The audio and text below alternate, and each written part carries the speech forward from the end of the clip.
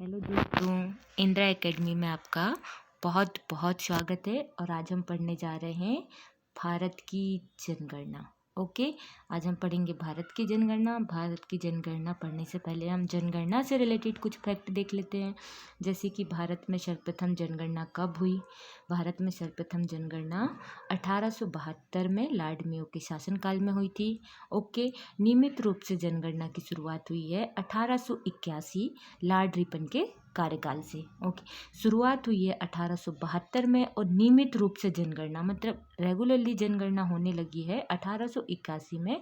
किसका कार्यकाल था उस समय? लॉर्ड रिपन का। ओके, विश्व में सर्वप्रथम जनगणना हुई है स्वीडन में 1749 में। विश्व में, अभी हमने ये दोनों भारत से रिलेटेड फैक्ट देखे कि भारत में शुरुआत कब हुई और नियमित रूप से जनगणना कब से हो रही है। ठीक है, अब विश्व में देखते हैं सर्वप्रथम जनगणना किस देश ने कराया है? स्वीडन ने 1749 में। ओके, नेक्स्ट फैक्ट देखेंगे हम। जनगणना आयुक्त 2011 की जनगणना के समय जनगणना आयुक्त थे डॉक्टर सी चंद्रमौली और वर्तमान समय में भी जनगणना आयुक्त हैं doctor C Chandramouli. Most important fact है, ये आपको याद रखना। ठीक है, भारत में जनगणना आयुक्त हैं वर्तमान समय में और 2011 की जनगणना के समय भी जनगणना आयुक्त थे डॉक्टर सी चंद्रमौली। अब देखिए, जो 2011 की जनगणना है वह है देश की 15वीं। भारत की जो 2011 की जनगणना है देश की 15वीं और स्वतंत्र भारत की 7वीं जनगणना है। देश की 15वीं जनगणना कैसे हुई? क्योंकि नियमित रूप से जनगणना की शुरुआत हो गई थी 1881 में, तो ये हो गई देश की 15वीं। और 1947 के बाद हम देखेंगे तो ये देश की है 7वीं जनगणना। ओके, याद रखना आपको यहाँ पे। नेक्स्ट, जनगणना रिपोर्ट के अनुसार जनगणना रिपोर्ट के 2011 की जनगणना रिपोर्ट के अनुसार भारत विश्व का सबसे युवा देश है। ठीक है, इनने अनुमानित किया है कि 2020 में भारतीयों की औसतन आयु रहेगी 29 वर्ष औसतन आयु रहेगी भारतीयों की। तो भारत विश्व में सबसे युवा देश है। ये अभी यूपीपीएससी में पूछा हुआ क्वेश्चन है, इंपॉर्टेंट है, याद रखना। इसलिए हम बोलते हैं पूरे विश्व में भारत सबसे युवा देश है। 2011 की जनगणना के अनुसार 2020 तक भारतीयों की औसतन आयु होगी 29 वर्ष। ओके, क्लियर है। नेक्स्ट, भारत की जनसंख्या है ना 2011 की जनगणना के अनुसार। ठीक है, आप वर्तमान का डेटा मोदी जी का सुन के नहीं बोलिएगा कि आप गलत पढ़ा रहे हैं। 2011 की जनगणना के अनुसार जनसंख्या 121 करोड़ है, जो कि विश्व की कुल जनसंख्या का 17.5% है। ठीक है, विश्व की टोटल जनसंख्या में हम देखें तो भारत की जनसंख्या आपको मिलेगी 17.5%। ठीक है, ओके।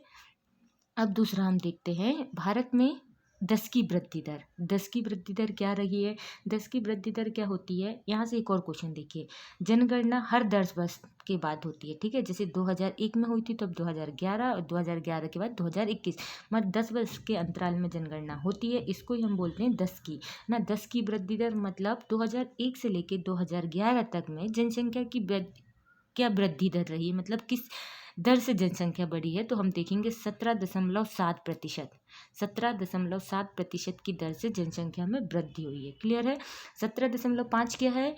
विश्व में भारतीयों की जनसंख्या 17.5% है ना। भारतीयों की जनसंख्या कितनी है? भारत की जनसंख्या 17.5 और 10 की वृद्धि दर है 17.7। कंफ्यूज नहीं होना। ओके, 2011 की जनगणना के अनुसार आप यहाँ पे देखिए क्या कि नगरीय या शहरी जनसंख्या कितनी है? 31.2%। 31.2% और ग्रामीण जनसंख्या है 68.8%। ओके, नगरीय या शहरी जनसंख्या क्या है? 31.2 और ग्रामीण 68.8%। ओके, नेक्स्ट, अब हम देखते हैं जनसंख्या। अभी हमने ओवरऑल भारत की देखा 121। अब हम राज्य और केंद्र शासित प्रदेश में देखेंगे।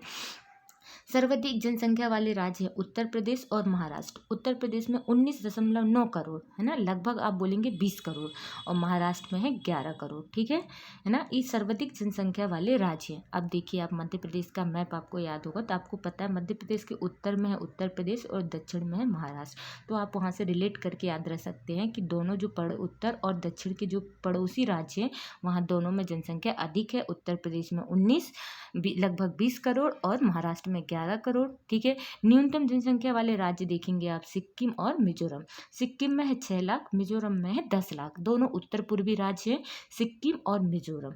ओके, सिक्किम और मिजोरम, यहाँ पे जनसंख्या कम है। ठीक है, क्लियर।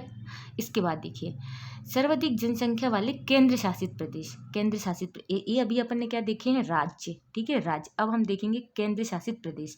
तो आप देखिए दिल्ली हमारी राजधानी है, दिल्ली केंद्र शासित प्रदेश है। और आपको पता है कि सर्वाधिक जनसंख्या सभी केंद्र शासित प्रदेशों में हम देखेंगे तो कहाँ दिखेगी हमको, दिल्ली में। तो आपको ये तो कॉमन सेंस से ही आपको याद रहेगा कि दिल्ली में सर्वाधिक जनसंख्या रहेगी केंद्र शासित प्रदेश में 1.67 करोड़। ओके, और न्यूनतम जनसंख्या वाला केंद्र शासित प्रदेश है लक्षद्वीप। यहाँ पे 64,000 जनसंख्या है। कितनी है, 64,000, है ना। अब देखिए लक्षद्वीप से रिलेटेड यही मैं आपको 3 फैक्ट बता देती हूँ और ट्रिक भी देती हूँ। पहले ट्रिक सुन लेते हैं। हम मान लेते हैं कि लक्षद्वीप के पास लक्ष्य है कि जनसंख्या जिस तरीके से बढ़ रही है उस हिसाब से जनसंख्या दर उसको कम करना है, जनसंख्या कम करनी है। दूसरी और साक्षरता बढ़ानी है। तो आप देखेंगे न्यूनतम कम करनी है तो न्यूनतम साक्षरता में लक्षद्वीप, जनसंख्या दर कम करनी है वृद्धि दर तो लक्षद्वीप, साक्षरता बढ़ानी है तो केंद्र शासित प्रदेश में सबसे साक्षर केंद्र शासित प्रदेश आपको मिलेगा लक्षद्वीप। क्लियर है। नेक्स्ट, अब देखिए आप जनसंख्या वृद्धि दर, है ना। जनसंख्या वृद्धि दर में सर्वाधिक जनसंख्या वृद्धि दर उत्तर पूर्वी राज्य दोनों मेघालय और अरुणाचल प्रदेश। मेघालय में 27.9% जनसंख्या वृद्धि दर रही, अरुणाचल प्रदेश में 26%। क्लियर है। देखिए सिक्किम और मिजोरम में क्या है, न्यूनतम जनसंख्या है। सिक्किम और मिजोरम में न्यूनतम है, ऐसे रिवीजन करते जाइए तो आपको याद रहेगा। ठीक है, और वृद्धि दर की बात करें तो मेघालय में वृद्धि दर रही 27.9 जो कि सभी राज्यों की तुलना में सर्वाधिक है, और अरुणाचल प्रदेश में दूसरे नंबर में सर्वाधिक है 26%। क्लियर है। अब आप यहाँ पे देखिए न्यूनतम जनसंख्या वृद्धि दर वाले राज्य हैं दो, एक है नागालैंड और दूसरा है केरल। देखिए नागालैंड से रिलेटेड आपको एक और क्वेश्चन बनेगा यहाँ पे, एकमात्र ऐसा राज्य जहाँ पे जनसंख्या वृद्धि दर घटी है मतलब माइनस में गई है, -0.6% जनसंख्या वृद्धि दर, मतलब नीचे माइनस में गई है नागालैंड में। और केरल की बात करें दूसरे नंबर में, तो आपको पता है यहाँ पे केरल से रिलेटेड 3 फैक्ट। यहाँ पे आपको लिंगानुपात सबसे अच्छा मिलेगा सभी राज्यों की तुलना में, यहाँ पे साक्षरता सबसे अच्छी मिलेगी, और जहाँ साक्षरता और महिलाओं की स्थिति है वहाँ पे जनसंख्या वृद्धि, मतलब आज के हिसाब से जिस स्तर से जनसंख्या बढ़ रही है उस स्तर से जनसंख्या वृद्धि दर में भी ये राज्य कम रहेगा। तो दूसरे नंबर में जनसंख्या वृद्धि दर में केरल है, जहाँ पे न्यूनतम जनसंख्या वृद्धि दर है। क्लियर है। अब देखिए, है ना, सर्वाधिक जनसंख्या वृद्धि दर वाले केंद्र शासित प्रदेश। सर्वाधिक जनसंख्या वृद्धि दर वाले केंद्र शासित प्रदेश दादर एवं नागर हवेली, है ना। दादर एवं नागर हवेली, यहाँ पे जनसंख्या वृद्धि दर आपको सर्वाधिक मिलेगी, और न्यूनतम जनसंख्या वृद्धि दर मैंने आपको लक्षद्वीप में वहीं पे बताया था अभी, जहाँ पे जनसंख्या कम है, जनसंख्या वृद्धि दर कम है, साक्षरता अधिक है। ठीक है, एक केंद्र शासित प्रदेश। हवेली में क्या है, लोग फालतू बैठे रहते हैं, जनसंख्या वृद्धि दर बढ़ रही है। ठीक है, ऐसा आप ट्रिकली याद कर सकते हैं कि बैठे बैठे जनसंख्या बढ़ रही है, बढ़ा रहे। ठीक है, ऐसे आप देखिए जनसंख्या आपको मिलेगी कहाँ पे, दिल्ली में केंद्र शासित प्रदेश, पर वृद्धि दर आपको मिल रही है हवेली में। ठीक है, क्लियर है। दादर नागर हवेली में, है ना। ये सब आपको याद करने के लिए, आसान बनाने के लिए ट्रिक दी जाती है। अब देखिए जनसंख्या घनत्व। अब हम बात करते हैं जनसंख्या घनत्व। पहली बात, जनसंख्या घनत्व की डेफिनेशन पढ़ लें आप। प्रति वर्ग किलोमीटर में रहने वाले व्यक्तियों की संख्या, मतलब 1 किलोमीटर के एरिया में, है ना, 1 वर्ग किलोमीटर एरिया में जितने व्यक्ति रहते हैं उस हिसाब से हम जनसंख्या घनत्व निकालते हैं, है ना, प्रति वर्ग किलोमीटर के आधार पे। तो आप देखिए भारत में जनसंख्या 2011 की जनगणना के अनुसार जनसंख्या घनत्व है 382। इसको 5 बार बोले, रट लें 382, वेरी IMP। ये क्या है, जनसंख्या घनत्व है। क्या है, जनसंख्या घनत्व है 382, याद है 382 प्रति वर्ग किलोमीटर। ये पूरे भारत का जनसंख्या घनत्व। अब हम राज्यों के आधार पर पढ़ेंगे कि सर्वाधिक जनसंख्या घनत्व किस राज्य में है और किस केंद्र शासित प्रदेश में, और न्यूनतम कहाँ है। ठीक है, अब आप देखिए यहाँ पे कि राज्यों में देखें हम सर्वप्रथम। ठीक है, सर्वाधिक जनसंख्या घनत्व वाले राज्य आपको मिलेगा बिहार में 1106 प्रति वर्ग किलोमीटर में व्यक्ति रहते हैं। ठीक है, 1106 बिहार में सभी राज्यों की तुलना में सर्वाधिक जनसंख्या घनत्व है, और दूसरे नंबर में है पश्चिम बंगाल। ठीक है, पहला बिहार, दूसरा पश्चिम बंगाल। बिहार में 1106 और बिहार में 1028। क्लियर है। अब न्यूनतम जनसंख्या घनत्व वाले 2 राज्य हैं, दोनों उत्तर पूर्वी राज्य हैं। देखो मिजोरम में जनसंख्या कम थी, है ना, सबसे कम सिक्किम और दूसरे नंबर में मिजोरम में। अब यहाँ पे जनसंख्या घनत्व भी कम है, किसमें, एक मिजोरम यहाँ पे भी दूसरे नंबर पे, वहाँ पे भी दूसरे नंबर पे था। जनसंख्या घनत्व कम है बेटा, है ना, ये चीज़ ध्यान रखना आपको, जनसंख्या घनत्व कम है, ठीक है। सॉरी, न्यूनतम जनसंख्या घनत्व आपको मिलेगा सबसे कम अरुणाचल प्रदेश में प्रति वर्ग किलोमीटर में, है ना, 1 वर्ग किलोमीटर के एरिया में ओनली 17 व्यक्ति रहते हैं अरुणाचल प्रदेश में, सिर्फ और सिर्फ 17 व्यक्ति, ठीक है। और मिजोरम में 52, है ना, 52 व्यक्ति रहते हैं। क्लियर है मिजोरम। अब आप देखिए केंद्र शासित प्रदेश की बात करते हैं। केंद्र शासित प्रदेश में सर्वाधिक जनसंख्या घनत्व आपको कहाँ देखने को मिलेगा, दिल्ली में, जहाँ पे जनसंख्या अधिक है वहीं पे जनसंख्या घनत्व भी अधिक है ना। ऐसा नहीं है वो तो, पर क्या है, दिल्ली में आप देखेंगे सभी केंद्र शासित प्रदेशों की तुलना में क्या है, जिस हिसाब से वहाँ पे जनसंख्या है उस हिसाब से उसका क्षेत्रफल नहीं है, ठीक है। तो एक तो राजधानी, इसलिए अधिक ज़्यादा से ज़्यादा लोग वहाँ पे रहते हैं, और क्षेत्रफल कम होने के कारण वहाँ पे जनसंख्या, मतलब लोग एक के ऊपर मल्टी बना बना के रहते हैं, तो वहाँ पे क्या है, जनसंख्या घनत्व का है, प्रति वर्ग किलोमीटर में आप देखेंगे तो वहाँ पे जनसंख्या घनत्व आपको बहुत अधिक मिलेगा, ठीक है। तो दिल्ली में, केंद्र शासित प्रदेश दिल्ली में जनसंख्या अधिक, जनसंख्या घनत्व अधिक। क्लियर है। नेक्स्ट क्वेश्चन, न्यूनतम जनसंख्या घनत्व वाला केंद्र शासित प्रदेश अंडमान निकोबार द्वीप समूह, है ना, ये अंडमान निकोबार द्वीप समूह है, ठीक है।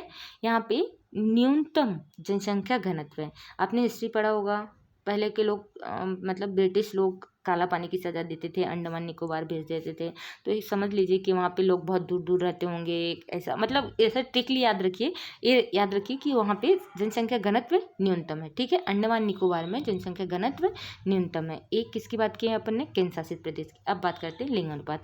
लिंग अनुपात क्या होता है, प्रति 1000, मतलब 1000 पुरुषों में महिलाओं की संख्या, 1000 पुरुषों में महिलाओं की संख्या हम निकालते हैं लिंग, है ना, जिसकी तुलना 1000 पुरुषों में महिलाओं की संख्या देखते कि उस आधार पे हम क्या करते हैं, लिंग अनुपात निकालते हैं। लिंग अनुपात, भारत का लिंग अनुपात यहाँ पे लिखा नहीं है, मैं आपको बता देती हूँ। भारत का लिंग मान है 943, है ना, 943, है ना। जैसे 143 याद रहता है ना, 43 याद रखना, क्योंकि 1000 में हम कंपेयर कर रहे हैं, तो 9 तो वैसे याद रहेगा, एक तो हो नहीं सकता, ठीक है। तो 943, है ना, 943 क्या है, लिंग अनुपात है। मोस्ट इंपॉर्टेंट है, आपको याद रखना है, भारत का लिंग अनुपात है 943, है ना, 943, है ना, ठीक है। क्लियर है। सर्वाधिक लिंग अनुपात वाला जिला मैंने आपको पहले, राज्य मैंने आपको पहले बता दिया, केरल है 1084, दूसरा तमिलनाडु, है ना, 996। उसके बाद न्यूनतम लिंग अनुपात वाला राज्य आपको हरियाणा और जम्मू कश्मीर मिलेगा। हरियाणा में है 879, जम्मू कश्मीर में 889। देखिए दोनों साउथ के जो राज्य हैं, है ना, साउथ के जो राज्य हैं, मतलब दक्षिण के, केरल और तमिलनाडु, यहाँ पे लिंग अनुपात अच्छा है पूरे राज्यों की तुलना में, ठीक है, सर्वाधिक है। और न्यूनतम लिंग अनुपात आपको उत्तर में मिलेगा, हरियाणा और जम्मू कश्मीर में। क्लियर। याद रखने के लिए आप ऐसा इमेज बना लेंगे, मैप का अपना ध्यान कर लेंगे, तो आपको मे बी ये चीज़ें याद रहेंगी, ठीक है ना। वैसे हरियाणा में आप हमेशा से देखते हैं महिलाओं की स्थिति सही नहीं है ना, वैसे वहाँ से सर्वाधिक महिला खिलाड़ी निकलते हैं, पर फिर भी ये तो शुरू से हिस्ट्री से चलते आ रहा है ना। और यहाँ पे लिंग अनुपात भी कम है। अब हम देखते हैं क्या है सर्वाधिक लिंग अनुपात वाला केंद्र शासित प्रदेश। सर्वाधिक लिंग अनुपात वाला केंद्र शासित प्रदेश आपको मिलेगा पुदुचेरी। क्या है, पुदुचेरी। देखिए मैं आपको बता दूं, अभी तक हमने केंद्र शासित प्रदेश, दिल्ली में जनसंख्या अधिक है, दिल्ली में जनसंख्या घनत्व अधिक है। क्लियर है। साक्षरता लक्षद्वीप में, है ना, इसके बाद जनसंख्या वृद्धि दर लक्षद्वीप में कम है। क्लियर है। इसके बाद लिंग अनुपात, अंडमान निकोबार में क्या, अंडमान निकोबार में जनसंख्या घनत्व कम है, जनसंख्या घनत्व कम है। दादर नगर हवेली में जनसंख्या वृद्धि दर अधिक है। इस तरीके से आप खुद से रिवीजन करिए, है ना, कि अभी आपने जितने केंद्र शासित प्रदेश पढ़े या पुदुचेरी पढ़ रहे हैं, तो ये किस फैक्ट में हमने याद किया था, है ना, अंडमान निकोबार किस फैक्ट में किया था, दादर नगर हवेली किस फैक्ट में किया था। तो ये चीज़ आप खुद से रिकॉल करिए, क्योंकि यहाँ बहुत कन्फ्यूजन होता है, ठीक है। तो आप खुद से ये चीज़ें रिविजन करते रहिएगा। सर्वाधिक लिंग अनुपात वाला केंद्र शासित प्रदेश आपको मिलेगा पुदुचेरी। क्लियर है। पुदुचेरी सर्वाधिक लिंग अनुपात 1037, है ना। सभी केंद्र शासित प्रदेशों में पुदुचेरी अच्छा केंद्र शासित प्रदेश है, जहाँ लिंग अनुपात इतना अच्छा है, ठीक है। न्यूनतम लिंग अनुपात वाला केंद्र शासित प्रदेश है दमन एवं दीव। अब यहाँ पे आप ट्रिकली याद कर सकते हैं कि वहाँ पे लड़कियों का जन्म होता होगा तो दमन कर देते होंगे, सिर्फ ये ट्रिक है याद करने के लिए, ठीक है। तो दमन एवं दीव में लिंग अनुपात कम है। जैसे हवेली में जनसंख्या वृद्धि दर अधिक है, दमन दीव में लिंग अनुपात कम है ना। पुदुचेरी में लिंग अनुपात अधिक है। क्लियर है। साक्षरता की बात करें, साक्षरता के लिए फॉर्मूला है, साक्षरता दर निकालते हैं हम साक्षरों की संख्या डिवाइडेड बाय 7 वर्ष से अधिक आयु की जनसंख्या जो होती है मल्टीप्लाई 100। इस आधार पर जनसंख्या साक्षरता निकाली जाती है ना। 2011 की जनगणना के अनुसार भारत की साक्षरता 73%, मोस्ट इंपॉर्टेंट है ना। भारत की साक्षरता कितनी है? 73%। भारत की साक्षरता, मुझे ऐसा लग रहा है मैं थोड़ा आज फास्ट पढ़ा रही हूँ है ना, तो ठीक है, आराम से पढ़ाती हूँ है ना। 2011 की जनगणना के अनुसार भारत की साक्षरता है 73%। ओके, अब देखिए आप साक्षरता दर हम कहाँ देखेंगे? राज्यों में और केंद्र शासित प्रदेश में। आपको मैंने कुछ फैक्ट तो पहले ही एक राज्य से रिलेटेड, जैसे आपको साक्षरता लिंग अनुपात कहाँ अच्छा मिलेगा? केरल में। तो ये साक्षरता सर्वाधिक अच्छी साक्षरता किस राज्य की है? 94% व्यक्ति यहाँ के साक्षर हैं, केरल की साक्षरता। ठीक है, मिजोरम में 91.3। मिजोरम में आपने 3 फैक्ट पढ़े होंगे, आप सोचो क्या पढ़े। सबसे पहले हमने क्या पढ़ा था? मिजोरम में दूसरे नंबर में जनसंख्या यहाँ पे कम थी। तीसरा फैक्ट हमने मिजोरम में क्या पढ़ा था? यहाँ जनसंख्या वृद्धि दर कम थी, और यहाँ पे अरुणाचल प्रदेश के बाद दूसरे नंबर में क्या? अरुणाचल प्रदेश के बाद दूसरे नंबर में किस फैक्ट में पढ़ा था? कि जनसंख्या वृद्धि दर में, है ना। अरुणाचल प्रदेश के बाद जनसंख्या वृद्धि दर में मिजोरम क्या था? दूसरे नंबर में था। देखो आप, है ना, सॉरी है ना, न्यूनतम जनसंख्या घनत्व पे दूसरे नंबर में मिजोरम था। और यहाँ पे हमने पहले क्या पढ़ा था मिजोरम से रिलेटेड? एक और फैक्ट कि मिजोरम न्यूनतम जनसंख्या वाला राज्य सेकंड नंबर में जनसंख्या घनत्व। और तीसरा फैक्ट हम अब क्या पढ़ रहे हैं? मिजोरम में साक्षरता दूसरे नंबर में है मिजोरम में। ठीक है, साक्षरता दूसरे नंबर में है ना। हर चीज़ में ये सेकंड नंबर में है। जनसंख्या में सबसे कम जनसंख्या में दूसरे नंबर में सबसे कम है। दूसरा फैक्ट, जनसंख्या घनत्व दूसरे नंबर में सबसे कम जनसंख्या घनत्व है। दूसरे नंबर में सबसे अधिक साक्षरता है। देखो, सबसे अधिक साक्षरता है केरल के बाद एक उत्तर पूर्वी राज्य जहाँ पे साक्षरता अच्छी है 91.3%। ठीक है, अब न्यूनतम साक्षर वाले राज्य देखते हैं। सबसे पहले है बिहार 61.8%। यहाँ की साक्षरता है 61.8%, न्यूनतम साक्षर है। यहाँ पे आपको जनसंख्या घनत्व बहुत अधिक मिलेगा। ठीक है, और साक्षरता में तो बिल्कुल सबसे पीछे है। ठीक है, अरुणाचल प्रदेश की बात करें, अरुणाचल प्रदेश दूसरे नंबर का उत्तर पूर्वी राज्य है जहाँ पे आपको क्या मिलेगी? साक्षरता कम मिलेगी। क्लियर है? अरुणाचल प्रदेश। नेक्स्ट क्वेश्चन, अब आपको लक्षद्वीप तो मैंने आपको पहले ही बताया, ऐसा केंद्र शासित प्रदेश है जहाँ साक्षरता अच्छी है। ठीक है, यहाँ पे साक्षरता अच्छी है, जनसंख्या वृद्धि दर कम है, जनसंख्या कम है। ठीक है, 3 फैक्ट होगा इससे रिलेटेड। अब बात करते हैं हम दादर नागर हवेली में न्यूनतम साक्षर लोग कम है, तभी तो हवेली में बैठे हैं और जनसंख्या वृद्धि दर बढ़ा रहे हैं, इसलिए यहाँ पे साक्षरता कम मिलेगी आपको। ठीक है, ये सिर्फ आपको याद करने का ट्रिक है। ठीक है, कि दादर नागर हवेली में साक्षरता कम है। अब बात करते हैं न्यूनतम साक्षरता महिलाओं की। आपको क्वेश्चन आता है पुरुषों की या महिलाओं की, सर्वाधिक साक्षर वाले राज्य कौन कौन से हैं? तो ये तो आंसर सेम है, सर्वाधिक में केरल और मिजोरम। यहाँ महिलाओं की साक्षरता बराबर में है। ठीक है, मतलब सर्वाधिक है यहाँ महिला, पुरुष की साक्षरता में सभी राज्यों की तुलना में केरल और मिजोरम। अब देखियो, पुरुषों के लिए तो बिहार में सबसे कम पुरुष साक्षरता है और अरुणाचल प्रदेश में सबसे कम पुरुष साक्षरता है। पर हम बात करें यहाँ पे महिलाओं के लिए, डेटा चेंज हो जाएगा। महिलाओं की, बिहार में महिलाओं के लिए सबसे कम साक्षर महिलाएं और दूसरे नंबर में राजस्थान है ना। क्या है? दूसरे नंबर में राजस्थान। याद रखना, महिलाओं की साक्षरता, न्यूनतम साक्षरता, पहला बिहार, दूसरा राजस्थान। अब आप यहाँ पे एक और फैक्ट देखिए, सर्वाधिक अंतर आपको पुरुष और महिला की साक्षरता में देखने को मिलेगा राजस्थान में। किस में मिलेगा? राजस्थान में।